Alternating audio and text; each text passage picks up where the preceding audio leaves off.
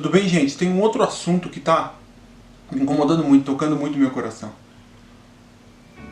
Eu vejo as pessoas chegando para outras e falando assim: ah, não é para você ir no carnaval, fala para aquele que não crê. Você não pode blasfemar, você não pode fazer isso, você não pode fazer aquilo, você não pode não sei o quê. Só que esse cara, ele não crê na mesma coisa que a gente crê.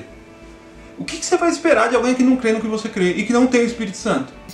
Obviamente a atitude dele vai ser longe da atitude de Deus.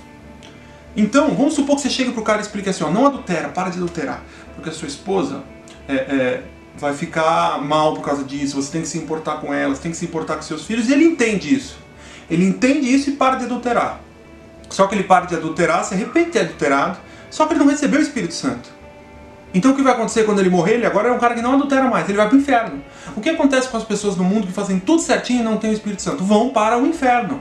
Então a gente tem que entender o primeiro fundamento que fala em Hebreus 6, que esse é o fundamento da nossa fé, que é o arrependimento de obras mortas. Arrependimento de obras mortas não é ficar pregando não faça isso, não faça isso. Até porque onde que a Bíblia fala não faça isso, faça aquilo? É na lei.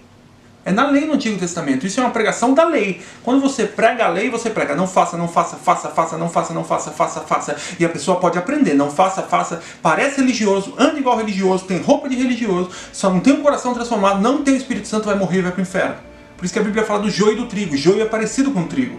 E quando vier ter a separação, por que você não manda a pessoa embora? Porque pode ser que ela pareça joio, mas seja trigo, e pode ser que ela pareça trigo, mas seja joio.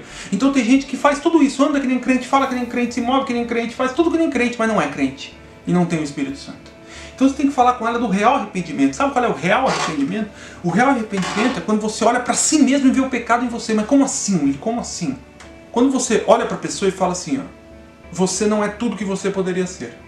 É muito claro nas pessoas que elas percebem que elas não são tudo que elas têm um potencial para ser.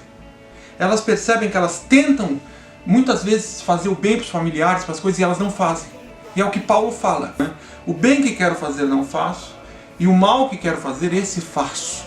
O que é isso? É a situação do pecador, é essa angústia constante, que ele tenta fazer uma coisa boa, não consegue. Então a pessoa, por melhor que ela seja, ela sabe que ela não quer machucar os familiares, mas muitas vezes ela machuca os familiares, ela machuca a si mesma, ela machuca os amigos, ela machuca o esposo, o marido.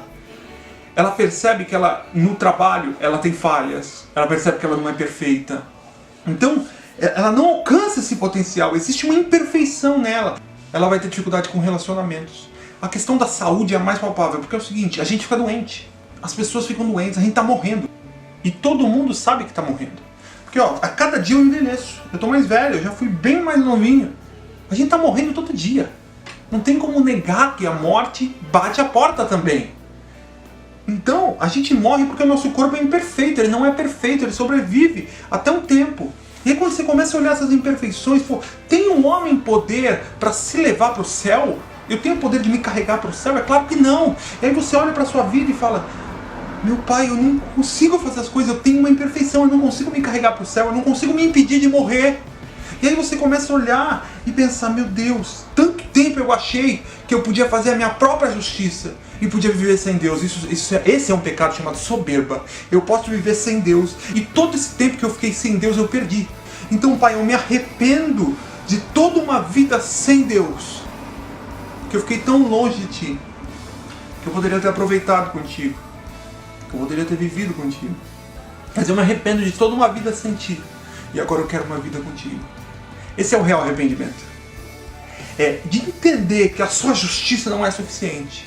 Mas a justiça que foi colocada sobre Cristo, ela é necessária. E você se arrepende de toda uma vida sem Deus. E se rende. Manifesta uma aliança com Deus, uma declaração de fé. E Deus ele te sela com o Espírito Santo, aí sim você está salvo. Agora, quando você faz essa manifestação de fé, quer dizer que você não erra no dia seguinte? É claro que erra. Mas do mesmo jeito que não era deixar o pecado para ser salvo, porque ninguém deixa o pecado para ser salvo. A graça te alcança e é gratuito. Porque se você deixar o pecado para ser salvo, é obra. Agora, depois que você se converte, você não acorda no dia seguinte e não erra mais. Mas do mesmo jeito que não era a ausência de pecado que te dava a salvação, não é depois da salvação que você errou, agora você não vai ser mais salvo. Não tem como ser assim. Essa construção, ela não existe. Porque se for depender da gente não pecar para ser salvo, tá todo mundo condenado. Então, depois da salvação, você vai receber o Espírito Santo e vai começar a ser tratado. E Romanos 8 vai falar de mortificar as obras da carne pelo Espírito. E quem convence do pecado, da justiça e do juízo é o Espírito Santo. Porque tem um monte de gente que acha que é ela mesma que convence, né? Fica lá falando, mas não é. E quem mortifica a carne não é no braço, é no Espírito. Então você tem que dar tempo ao tempo para se converter. As boas obras e as boas atitudes são consequências da salvação e não causa dela. Isso é muito importante porque a salvação é somente pela graça. Então você vai pregar para alguém, não adianta, para com isso, para com isso, para com isso. Uma vez vieram perguntar para mim, como é que eu prego para esse cara que está nessa situação? Eu falei, você prega no momento, você prega o amor de Cristo, você prega o Evangelho. Você sabe o que quer dizer Evangelho? É boa notícia, boas novas. Se eu chegar para você e falar, você é pecador, isso é uma boa notícia?